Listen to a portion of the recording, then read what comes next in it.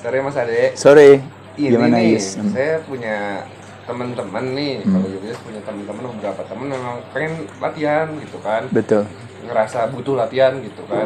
Tapi antara yang ada yang, aduh Yus, nggak ada teman malu, atau gimana gitu kan. Nanti kurang ngerti juga gitu. Ada juga yang mungkin, aduh badannya kegendutan atau kekurusan malu atau nanti takut digoda-godain, dibecandain gitu. Gimana tuh Mas, kasih motivasi atau gimananya gitu? Nah, jadi sebenarnya sekali lagi pemahaman adalah fondasi daripada sebuah kepatuhan. Kelaparan terbesar adalah kelaparan akan arti dan makna. Nah, jadi yang mungkin mau saya sampaikan di sini adalah ketika kita salah paham gitu atau tidak mengerti akan arti dan makna yang kita lakukan, nah pada saat itu akhirnya jadi error gitu. Nah, jadi kalau seandainya kita punya sekolah sebagai contoh, sebagai pusat edukasi. Males saya sekolah, kenapa? Iya, karena kan saya bodoh. Saya kan nggak tahu apa-apa, males saya sekolah. Loh, bukankah sekolah mengajarkan orang yang merasa dirinya kurang cerdas menjadi lebih cerdas? Karena di sekolah adalah pusat pendidikan, gitu. Nah, jadi sama halnya seperti fitness center adalah pusat kebugaran. Nah, justru kalau orang bilang, saya gemuk dong ini apa? Nah, justru kalau gemuk malah justru harus ke pusat kebugaran. Kenapa? Karena dengan dia pergi ke pusat kebugaran, dengan dia pergi ke sekolah, akhirnya dia lebih cerdas. Dengan dia pergi ke pusat kebugaran, akhirnya dia lebih langsing. Gitu. Saya nggak mau, takut nanti di sana kebanyakan yang badannya bagus. Pernah nggak kita ke sekolah atau pergi kita kursus? Kok nggak kursus, Bu? Kan mau kursus bahasa Inggris misalnya, atau misalnya mau kursus mungkin menjahit gitu, atau misalnya mau kursus komputer gitu. Nggak mau, di sana banyak yang pinter, saya nggak mau saya tahu. Nggak ada kayak gitu. Yang ada, kalau ada orang pinter, justru saya termotivasi untuk ikhlas terhadap sebuah perbedaan yang dilakukan oleh orang, sehingga saya termotivasi. Saya mau belajar dari mereka. Nah, jadi sama juga teman-teman sekalian. Justru sebuah sarana fasilitas olahraga biasanya memang dihuni pasti orang-orang yang sehat. Nah, orang-orang yang sehat pasti menciptakan lingkungan yang sehat. Nah, ditambah lagi, kalau sekolah, kenapa kita belajar di rumah bagus nggak? Bagus. Belajar di sekolah bisa lebih bagus lagi. Kenapa? Karena ada sumber daya manusianya. Yaitu ada gurunya, ada dosennya, ada perpustakaannya, ada kurikulumnya, dan sebagainya. Nah, jadi sama juga dengan pusat kebugaran. Di sana ada siapanya? Ada gurunya, ada instrukturnya, ada personal trainernya, ada teman-teman yang udah berpengalaman, yang sudah punya pola hidup yang sehat, ada lingkungannya, ada makanan sehat, misalnya kalau di Rai Fitness dan sebagainya, sehingga memberikan kemudahan bagi mereka akhirnya bisa memanfaatkan fasilitas itu, si sekolah itu, dalam tanda kutip itu, untuk, oh iya, saya bisa jadi lebih baik dari sebelumnya. Nah, sekali lagi teman-teman sekalian, ingat, sehat tidak menarik selagi masih kita miliki, baru menjadi begitu menarik pada saat dia pergi dari kita. Mencari sehat pada saat dimana sehat masih kita miliki menjadi mudah dan murah. Tuh, mudah dan murah, cuma bayar bulanannya aja, atau misalnya bayar trainer dan sebagainya. Menjadi mahal dan susah ketika dia pergi dari kita. Begitu sakit, kita harus bayar apa teman-teman? Obat, bayar operasi, bayar rumah sakit, dokter dan sebagainya. Biayanya jauh lebih besar lagi. Susah, ibaratnya mahal dan susah. Mahal harus bayar, susah belum tentu sembuh, gitu ya. Jadi mumpung masih sehat, yuk kita jaga. Dan mudah-mudahan fitness center bisa menjadi puskesmas yang sesungguhnya. Dia menjadi sebuah tempat yang mewadahi orang-orang untuk akhirnya punya perubahan ulah perilaku.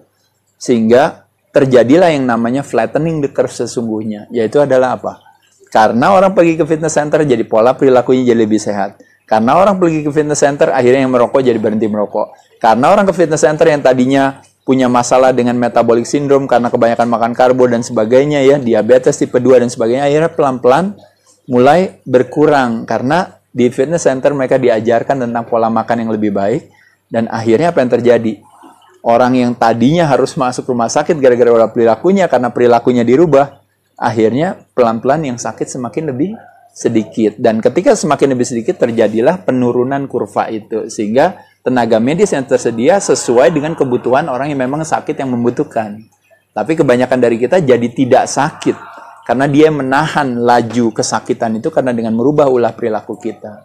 Jadi itu yang saya syukuri sebagai sebuah sarana fitness center, sebagai sebuah sarana menjadi pusat kesehatan masyarakat yang sesungguhnya. Mudah-mudahan keberadaan sarana olahraga, termasuk dalam hari ini misalnya di Rai Fitness itu, mudah-mudahan itikadnya kita kan baik, ikut mengkontribusikan sehat kepada masyarakat, bukan kebalikannya justru membuat orang malah menjadi sakit, kan bukan hal yang bijaksana. Oke, kalau gitu. Oke, baik. Makasih Ya, makasih Yus. Kebanyakan orang beranggapan bahwa untuk latihan di rumah itu hal yang bisa dilakukan di kondisi sekarang. Nah, menurut pandangan sosok Mas Ade nih tentang orang-orang yang punya Pemahaman pemikiran yang seperti kayak itu, gitu, ya. bagaimana tuh, Mas? Ya, saya rasa sebenarnya tidak ada masalah ya, karena hari ini ada satu pendekatan yang namanya adalah protokol ketidakterjangkitan gitu. Protokol ketidakterjangkitan itu adalah berharap supaya tidak terjadinya pertemuan dengan banyak orang dan sebagainya. Makanya kenapa diam di rumah gitu. Tidak bisa berkerumun, makanya jaga jarak gitu. Ketika kita berbicara, ketika kita dari sisi secara higienis misalnya kita kotor dan sebagainya, memberikan kenyamanan bagi sebuah kesakitan untuk bisa tertular gitu. Kalau kita berbicara musim infeksi ya. Jadi saya rasa itu kalau kita berbicara dalam hal konsep ketidakterjangkitan atau kenyamanan atau keamanan ya. Tapi di sisi lain kalau teman-teman tahu juga, kita di sini itu juga mesti paham bahwa dari berbagai yang namanya keracunan yang dialami oleh tubuh kita ya, bisa karena heavy metal, bisa karena polutan, bisa karena energetik, misalnya karena telepon gitu ya dan sebagainya, bisa juga karena misalnya karena proses pembuatan makanan, fooding ya, misalnya mungkin GMO, mungkin pestisida dan sebagainya gitu ya, misalnya atau trans fat, high fructose corn syrup dan sebagainya, termasuk juga keracunan yang disebabkan karena misalnya faktor mental misalnya ya gitu. Jadi ada yang disebut namanya mental toxicity gitu. Nah, kalau kita berbicara yang namanya kuman penyakit ya, seperti misalnya virus, bakteri dan sebagainya ya, apakah parasit dan sebagainya, itu disebut dengan yang namanya oportunis. Nah, jadi tipe toxicity-nya dikenal yang namanya oportunis. Oportunis itu adalah dia yang akan mengambil kesempatan kepada tuan rumah yang nyaman baginya. Nah, tuan rumah yang nyaman yaitu adalah tubuh kita.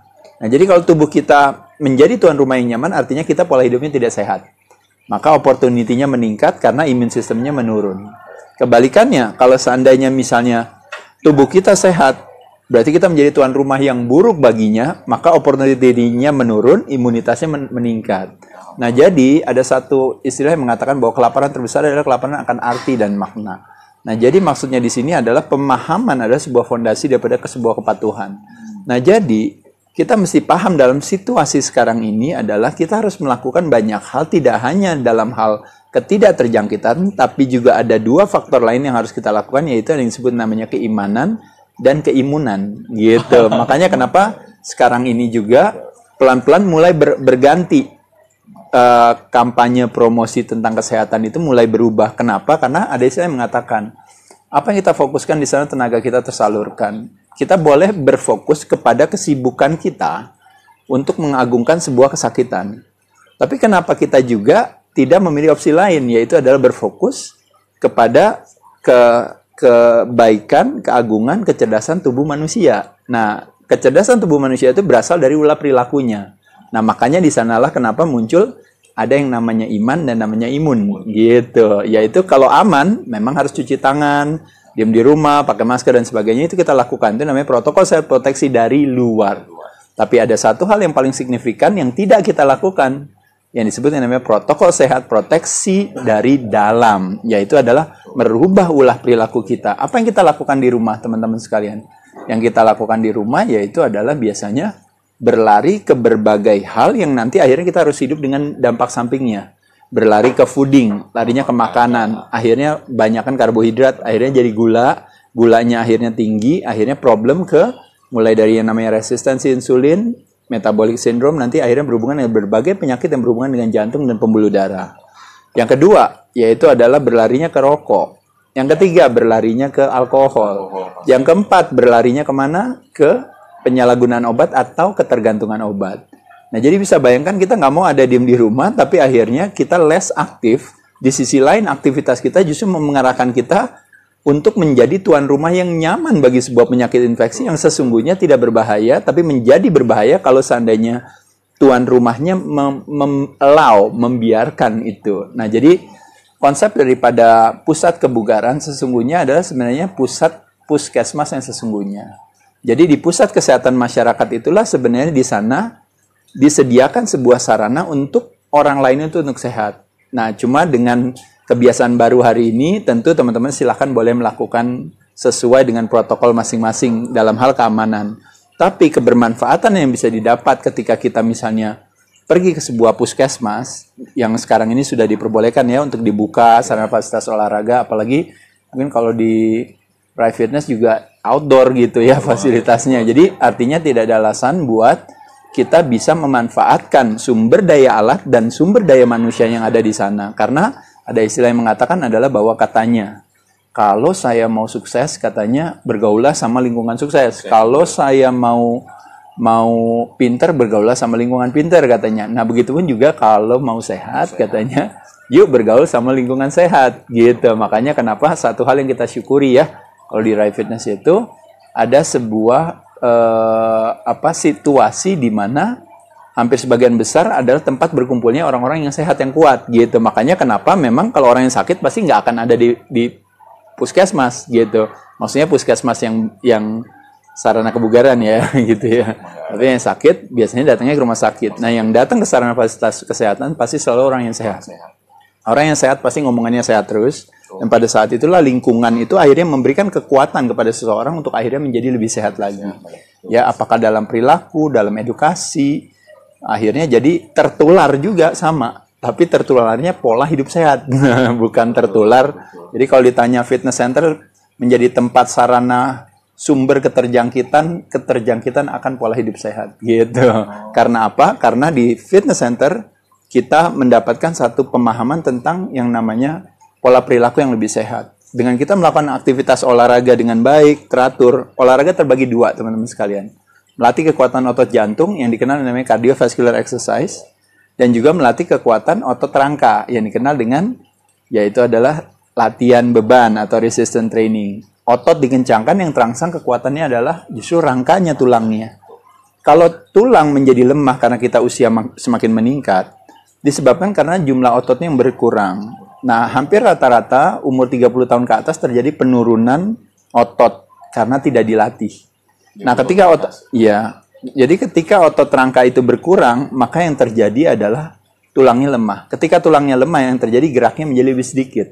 Ketika geraknya sedikit, akhirnya menjadi pembakaran kalorinya atau metabolismenya jadi lebih lambat. Dan yang terjadi adalah apa?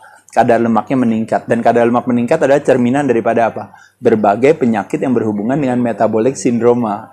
Jantung, pembuluh darah, stroke, diabetes, hipertensi, ya, gula darahnya tinggi gitu ya, atau mungkin juga bahkan cancer dan sebagainya. Obesitas menjadi salah satu istilahnya kalau bisa dikatakan representasi daripada prematur kematian, ya, selain juga nikotin, ya. Nah, jadi oleh sebab itu teman-teman sekalian, kalau kita balikin lagi ke arti dan makna, prematur kematian atau kesakitan itu hanya akan terjadi kalau kita menjadi tuan rumah yang baik bagi si penyakitnya. Tapi kebalikan, kalau kita menjadi tuan rumah yang buruk dengan ulah perilaku kita rubah ulah perilaku kita jadi rajin olahraga hari ini, kita jadi berhenti merokok hari ini, kita jadi pola makannya jadi lebih bagus. Apalagi kalau di Rai Fitness kan ada makanan sehat, ada catering ya, ada apa gitu ya. Dan juga ada lingkungan yang memang memberikan dukungan secara moral kita untuk kita menghargai yang namanya kecerdasan kesehatan tubuh manusia, bahwa tubuh manusia tidak selemah yang kita duga. Jadi sekali lagi, kalau saya rasa kembali lagi, yuk kita balikin bahwa nasib kesehatan kita, bersyukur kalau seandainya ada orang yang memfasilitasinya, ya. Apakah ada bantuan obat, apakah ada bantuan ini itu, atau bantuan pemerintah dan sebagainya. Tapi yang paling utama yang disebut dengan namanya self-reliance. Self-reliance itu artinya adalah apa? Yaitu adalah bahwa nasib kesehatan kita ada di tangan diri kita sendiri. Dengan cara apa? Merubah ulah perilaku kita.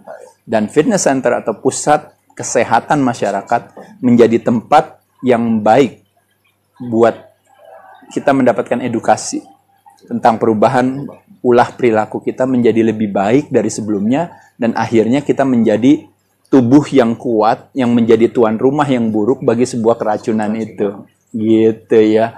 Dan lebih hebat lagi, kita menjalankan keduanya ya. Protokol sehat proteksi dari luar dijalankan, protokol sehat proteksi dari dalam kita lakukan, maka pada saat itulah makanya tidak akan terjadi hal-hal yang kita harapkan. Paham Mas Ade. Mungkin udah cukup menjawab semuanya Mas Oke, Ade. baik. Terima kasih banyak Mas Thank you, Ade. Dik. Iya. Iya. banget. Ya. Selamat siang Mas Ade. Ya, siang Mas Ade, Wisu. Wisu ada beberapa member. Dia itu sudah experience di nge-gym, tapi Sudah berpengalaman ya. lama lah gitu. Tapi kok badannya nggak jadi-jadi. Nggak jadi-jadi. Iya. Bagaimana pandangan menurut Mas Ade? Oke, baik. Jadi sekali lagi teman-teman sekalian, kalau istilahnya ilmu pasti itu ya, 1 tambah 1 sama dengan 2. Tapi dia bilang, Mas Wisu, saya udah 1 tambah 1, saya terus tetap aja hasilnya tetap cuma 1,5, nggak sampai 2 katanya. Oh, iya. Kata Wisu bilang, loh kan bukannya 1 tambah 1 artinya ilmu pasti, harusnya udah 2. Nah jadi kalau ada orang bilang, saya udah kerja keras dari pagi, saya bangun jam 5 pagi, saya pulang jam 12 malam. Tapi kok saya nggak kaya-kaya ya? Tapi kok saya nggak bisa punya uang ya? Pertanyaannya orang adalah apa? Kecerdasan kita akan keuangan tinggi, kita akan bilang apa? Kamu kerjanya apa? Gitu. Pasti ada sebuah pendekatan yang salah. Bukan berarti dia salah kerjanya nggak kurang keras, bukan. Tapi mungkin bisa jadi kerjanya kurang cerdas. Nah, jadi sekali lagi teman-teman sekalian, kalau kita bilang pengalaman dalam arti apa? Dalam arti edukasinya atau hanya sekedar durasi? Karena kalau durasinya saya udah latihan bertahun-tahun loh hasilnya nggak ada gitu. Jadi latihan bertahun-tahun tidak mungkin hasilnya tidak ada. Kalau kita mengatur pola makan, kita bilang tidak ada hasilnya, tidak mungkin gitu ya. Jadi pasti ada pendekatan yang salah. Nah jadi oleh sebab itu teman-teman sekalian disitulah gunanya, makanya kenapa Puskesmas, Pusat Kesehatan Masyarakat atau Pusat Kebugaran gitu ya, bisa menjadi sebuah tempat di mana kita bisa sebenarnya belajar. Apakah belajar bertukar pikiran dengan mungkin sesama member, apakah bisa tanya dengan trainernya gitu, atau mungkin misalnya kalau pergi ke fitness center misalnya Rai Fitness bisa tanya sama saya gitu, atau sama Mas Halim atau siapa, bisa ngobrol berbicara tentang apa sih sebenarnya pendekatan yang salah sehingga hasil yang saya harapkan kok nggak terjadi. Karena pada kenyataannya sesungguhnya kalau kita punya pola perilaku yang baik, sehat itu teman-teman sekalian adalah sebuah konsekuensinya. Dari apa? Dari akumulasi yang namanya ulah perilaku kita. Dalam hal ini adalah investasi perilakunya dia berakumulasi, maka konsekuensinya adalah sehat. Tapi kalau kita ulah perilaku atau investasinya mungkin ngerokok, makan sembarangan, nggak pernah olahraga, maka aktivitas tersebut dia berakumulasi, maka konsekuensinya sakit gitu. Nah jadi teman-teman nggak bisa ceritanya kita punya pola hidup yang sehat tapi yang terakhirnya dapatnya sakit, kan nggak mungkin gitu. Tapi kita sakit pasti karena ada satu hal yang tidak kita lakukan gitu. Jadi oleh sebab itu teman-teman makanya kenapa kita evaluasi selalu. Jangan-jangan latihan saya kurang atau jangan-jangan latihan saya kelebihan. Jangan-jangan latihan saya ternyata tidak lengkap, hanya saya fokus ke misalnya cuma kardio aja. Latihan bebannya lakukan nggak otot rangkanya, otot jantung aja yang dilatih. Atau kebalikannya misalnya, saya udah lakukan latihan otot rangka, tapi saya nggak menutup dengan otot jantung gitu misalnya, dan sebagainya. Disinilah makanya kenapa disebut sebagai sekolah pusat edukasi, puskesmas, kebalikannya fitness center, pusat kesehatan, di mana di sana ada sumber daya manusianya yang bisa membantu teman-teman sekalian. Malu bertanya gitu, kalau istilahnya nanti sesat di jalan gitu ya, artinya dalam arti kita tidak bisa mendapatkan hasil yang optimal kalau kita nggak mau bersedia untuk belajar. Jadi jangan kecil hati teman-teman sekalian, buat teman-temannya Wisu juga, bahwa pasti kalau kita mau bersedia untuk mengedukasi diri kita dengan baik, hasil itu udah konsekuensinya, udah pasti ada. Kalau hasilnya nggak ada pasti caranya salah. Caranya sama. Baik, terima kasih Mas Ade. Terima kasih. Ya, thank you. Teman-teman, setelah Ya. wawancara Mas Ade semoga terjawab. Bye. Halo Mas Ade. Halo. Mas Ade. Iya, ini, gimana, Khairul? beberapa pertanyaan dari member, cuman Baik. lebih intinya sih kepada pola makan sama nutrisi nih Mas Ade. Oke. Mungkin bisa kasih tips untuk member-member, prospek yang mau pengen mengatur pola makan dan nutrisi Iya. seperti itu. Baik, jadi sekali lagi ya, kalau kita berbicara tubuh kita itu adalah akumulasi daripada makanan yang kita konsumsikan. Nah, jadi membayangkan kalau apa yang masuk lewat mulut kita nggak mengatur sumbernya, penyajiannya, timingnya, dan juga jumlahnya, nggak sesuai dengan kebutuhan kita atau kelebihan daripada kebutuhan kita, nah otomatis kita pasti akan bilang, loh kok jadi ada something wrong dengan badan kita, apakah secara visualnya bentuknya nggak sesuai dengan kita mau, maupun secara performa ternyata kok nggak sesuai. Nah, membayangkan yang sederhana, tubuh manusia sebenarnya lebih complicated loh daripada motor gitu ya. Tapi motor aja yang cuma sekedar mesin, ketika punya motor yang bagus ya misalnya ceritanya, kira-kira mau nggak diisi bensin yang sembarangan? Pasti maunya yang paling bagus. Saya bilang, udahlah Khairul, ngapain harus pakai Pertamax turbo gitu ya. Udahlah pakai minyak tanah aja, udahlah yang penting asal bunyi aja jalan. Wah, nggak bisa. Kenapa? Karena dengan makanan motor yang baik, maka nanti kualitas motornya lebih baik. Nah, motor adalah benda mati yang kita kendarai. Sedangkan tubuh kita adalah benda hidup yang kita kendarai, yang kita tinggali. Nah, oleh sebab itu, menyenangkan kalau mulut kita sumber kesehatan, jangan jadikan mulut kita sumber kesakitan. Tapi yang terjadi hari ini malah lebih banyak yang sehat apa yang sakit yang dimasukkan? Lebih banyak yang sakit. Nah, oleh sebab itu, makanya kenapa kita bersedia mengedukasi diri kita untuk mau belajar. Iya ya, saya atur 4 elemen daripada diet. 1, saya memilih sumbernya yang sesuai dengan kebutuhan saya yang baik jenisnya. Kedua adalah saya mengatur penyajiannya yang tepat sesuai dengan kebutuhan saya juga. 3, jadwalnya, timingnya juga. Nah, salah satu timing yang paling sederhana yang teman-teman tahu, misalnya kita tidur 8 jam. Bangun berarti 16 jam kalau hari 24 jam, betul ya? Nah, kalau kita tidur ya itu saatnya satu-satunya waktu di mana kita tidak makan.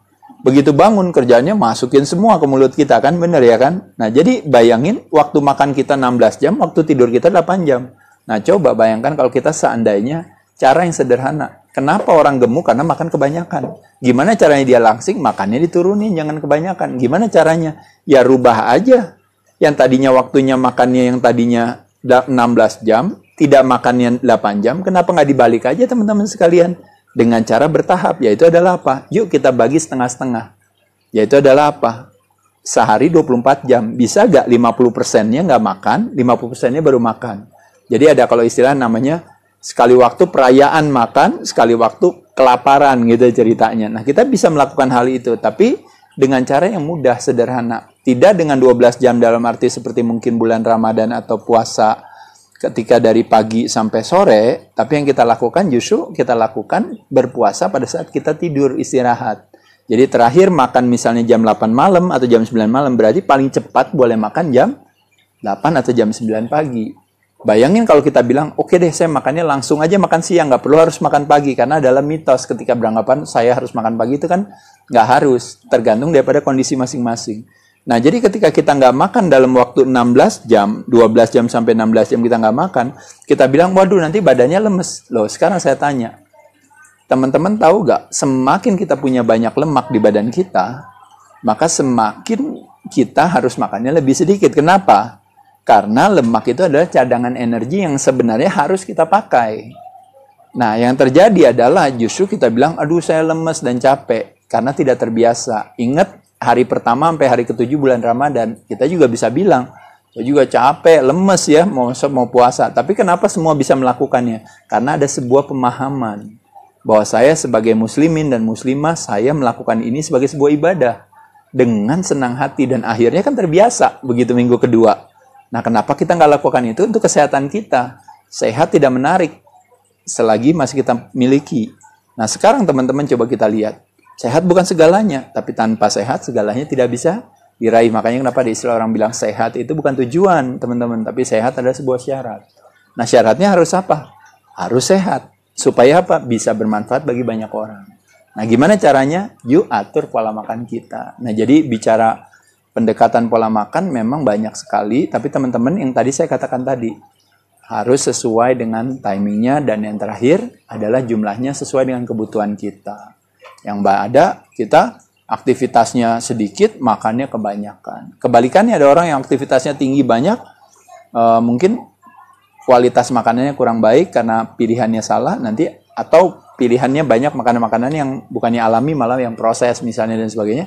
Akhirnya kualitasnya jadi menurun. Seolah-olah yang salah dietnya, padahal yang salah adalah pendekatannya atau caranya. Jadi kurang lebih itu teman-teman sekalian ya. Jadi menyenangkan kalau kita juga bersedia punya pemahaman untuk mengedukasi diri kita bahwa ternyata saya adalah apa yang saya makan. We are what we eat, kan gitu ya. Kalau saya makan makanannya sebagai motor bensinnya yang baik, maka performa saya juga akan optimal. Begitupun dengan manusia juga. Bukan berarti harus mahal, tapi hanya cukup. Yang mahal itu adalah lebih kepada niatan, lebih kepada motivasi yang mahal, dan lebih kepada eksekusi gitu ya. Jadi semua orang tahu tidak boleh merokok, tapi masih merokok. Semua orang tahu tidak boleh, mahalan mana mengkonsumsikan rokok sama alkohol, sama tidak mengkonsumsikan rokok sama alkohol, mahalan mana? Iya, kan gitu kan caranya gampang. Mahalan mana makan nasi goreng sama nasi merah? Mahalan nasi merah ya. Malah nasi goreng dong. Kan banyak isinya gitu ya. Ibaratnya jadi justru makanan sehat itu mudah dan murah sebenarnya. Ya, yang mahal adalah niatan dan motivasi untuk menjadi lebih sehat. Tapi seperti saya katakan tadi, tidak ada kata terlambat. Jangan menunggu sakit.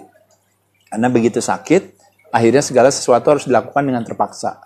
Tapi selagi masih punya sehat, apapun latar belakang kita, mau yang gemuk, mau yang kurus, mau yang tua, yang muda, pria, wanita, dan sebagainya, kalau masih sehat, yuk kita jaga kesehatan kita dengan mau sedikit belajar. Dan mudah-mudahan, kalau teman-teman dapat kesempatan pergi ke sarana fasilitas olahraga, termasuk di Rai Fitness juga, di sini mudah-mudahan sumber daya manusianya bisa membantu kepada teman-teman untuk jadi punya kecerdasan akan kesehatan yang lebih tinggi. Dan akhirnya kesehatan akan mengikuti kita. Oke. Ya, thank you. Makasih. Kesehatan ya. Mantap. Sorry Mas Ade. Halo, sorry Mbak Putri. Gimana Mbak? Kebetulan Mas Ade, Putri kan sering ikut kelas nih. Iya. Yang dimana juga di kelas sendiri biasanya teman-teman suka tanya, kenapa sih aku rajin ikut kelas, tapi kok kondisi badan aku selalu kayak gini-gini aja gitu loh, maksudnya stuck, yang merasa mereka masih bergelambir kah, atau mereka merasa kayaknya ada yang kurang nih, apa seperti Iya. itu Mas Ade. Kira-kira ada motivasi lain nggak sih Mas Ade? Iya. Sebenarnya masalahnya bukan di motivasi, tapi masalahnya lebih di strategi. Jadi cara. Jadi orang selalu beranggapan bahwa asosiasi daripada olahraga itu adalah cardio exercise atau aerobik aktivitas. Aerobik aktivitas pada dasarnya bagus. Kenapa? Karena dia melatih kekuatan otot jantung kita. Tubuh kita memiliki 5 pemegang saham. Ada cairan yang harus disimbangkan. Ada organ tubuh. Nah, salah satunya tadi jantung harus dikuatkan. Ada yang namanya tulang yang harus dikuatkan. Otot rangka dikencangkan dan lemak harus direndahkan karena nggak mau kelebihan lemak. Nah, dari 5 pemegang saham ini, masing-masing itu saling terkait dia sebenarnya. Jadi kalau ototnya dikencangkan, maka yang terangsang kekuatannya adalah tulang. Jadi kalau Mbak Putri kencengin gini ya, atau melakukan aktivitas gerakan duduk, berdiri, atau dorong sesuatu, atau ngangkat sesuatu, atau ninju sesuatu ya. Nah, otot dikencangkan, yang terangsang kekuatannya tulang. Ketika tulangnya kuat, maka otomatis geraknya normal. Nah, kebalikannya, otot tidak dikencangkan, akhirnya pelan-pelan ototnya berkurang. Biasanya itu terjadi sama orang-orang yang umur 30 tahun ke atas, terjadi kekurangan otot. Itu yang disebut namanya under muscle atau sarkopenia. Ototnya makin lama makin kurang karena nggak pernah dilatih. Nah, pada saat otot itu tuh artinya otot rangka ya Mbak ya. Jadi tangan, lengan, bahu, punggung, kaki gitu ya, nggak pernah dilatih. Nah, pada saat itulah terjadi penurunan, maka tulangnya menjadi lebih lemah. Ketika tulangnya lemah, geraknya lebih sedikit. Ketika geraknya sedikit, apa yang terjadi? Kadar lemaknya menjadi naik. Kadar lemaknya naik, berarti apa yang terjadi? Jantungnya kerjanya lebih berat apa lebih ringan? Lebih berat lagi. Nah, jadi akhirnya problemnya kemana-mana itu. Gara-gara urusan hanya gara-gara otot rangkanya nggak dilatih. Nah, selama ini latihannya apa? Cuma ikut kelas terus di otot jantung. Nah, padahal kalau misalnya di fitness center ya, ada salah satu area di mana kita bisa mendapatkan kesempatan untuk melatih kekuatan otot rangka kita. Apakah dengan mesin, apakah dengan alat lepas, free weights, dumbbell, barbell, dan sebagainya, atau bahkan hanya dengan menggunakan tubuh sendiri. Otot dikencangkan, terangsang kekuatannya tulang. Tulangnya kuat berarti artinya apa? Geraknya normal. Kalau geraknya normal, kadar lemaknya berarti normal, berarti kerja jantungnya jadi normal nggak? Jadi lebih santai kan, jadi lebih baik. Nah, pada saat itu akhirnya keseimbangan komposisi tubuh kita menjadi baik. Nah, jadi buat teman-teman sekalian, jawabannya tadi adalah di satu sisi bagus ikut kelas Di satu sisi bagus pakai treadmill sebagai alat bantu atau sepeda statis. Tapi di sisi lain jangan lupa melakukan aktivitas latihan pengencangan otot rangka buat pria dan wanita, tua dan muda. Semakin tua semakin bagus. Kenapa? Karena tulangnya akan semakin kuat. Gitu ya. Jadi lakukan latihan beban dulu baru tutup kardio, boleh nggak apa-apa. Atau mau kardio dulu baru mau latihan beban boleh, tapi masukin dulu makanan, misalnya mungkin pisang atau sekedarnya dikombin. Kombinasi latihan beban dan cardio exercise. Itulah gunanya pusat kesehatan masyarakat atau yang dikenal dengan namanya puskesmas atau fitness center. Ya, jadi di Rai Fitness bersyukur kita menyediakan berbagai fasilitas kepada teman-teman untuk bisa menikmati kedua aktivitas tersebut, sehingga akhirnya yang didapatkan outcome-nya adalah apa? Justru badannya menjadi lebih sehat. Kalau badannya sehat, akhirnya kita tidak memenuhi syarat untuk prematur kematian dan kesakitan. Gitu ya. Tapi ketika kita pola hidupnya buruk, apalagi udah di rumah, malah lari ke fooding, ke drinking, ke drugging, ke smoking dan sebagainya, akhirnya kita memenuhi persyaratan. Akhirnya si penyakit infeksi akan mengambil kesempatan sebagai oportunis untuk akhirnya terjadi kesakitan dan prematur kematian. Bukan hal yang bijaksana. Kurang lebih itu Mbak Putri. Terima kasih banyak ya, Pak terima buat kasih. informasinya. Thank you. Rizky gimana? Ada beberapa teman Rizky sebetulnya yang pengen latihan juga, tapi dia ada masalah di tulang belakang atau tulang ekor. Terus ada beberapa juga yang struktur tulang itu mungkin ada yang ngegeser atau gimana.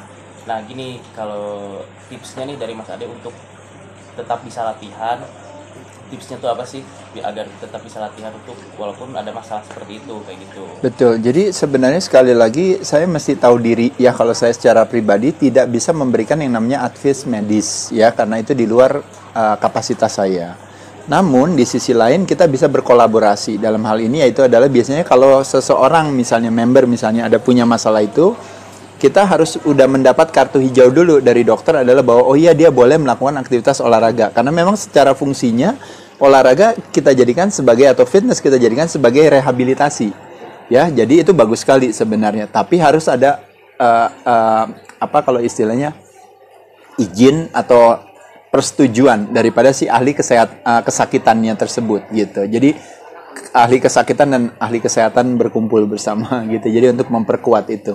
Nah, jadi kalau memang sudah dikasih lampu hijau sudah boleh. Nah, pada saat itu ide di belakang latihan tersebut adalah pemaknaannya lebih kepada bahwa saya akan melatih kekuatan otot tersebut untuk menjadi penopang bagi stres yang diterima oleh si persendian-persendian tersebut gitu.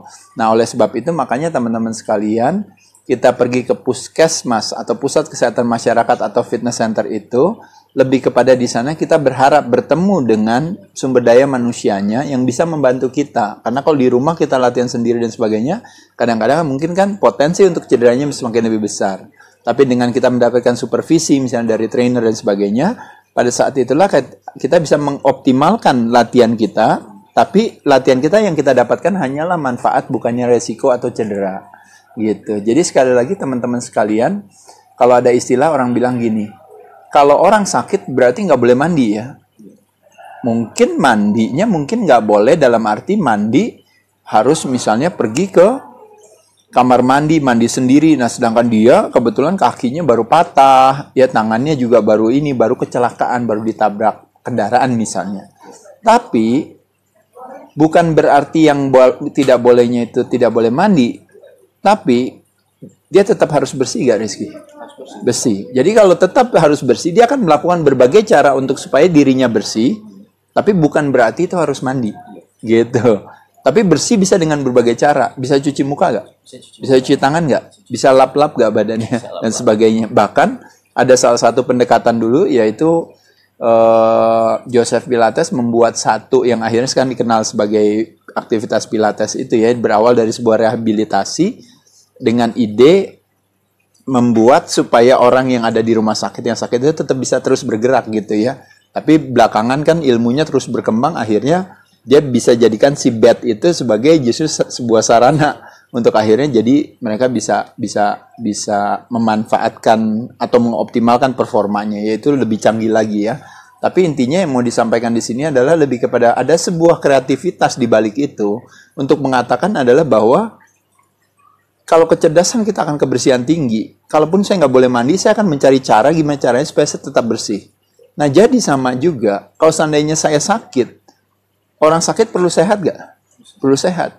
Jadi kalau dia perlu sehat, dibilang nggak boleh olahraga, jenis olahraga seperti apa yang nggak boleh?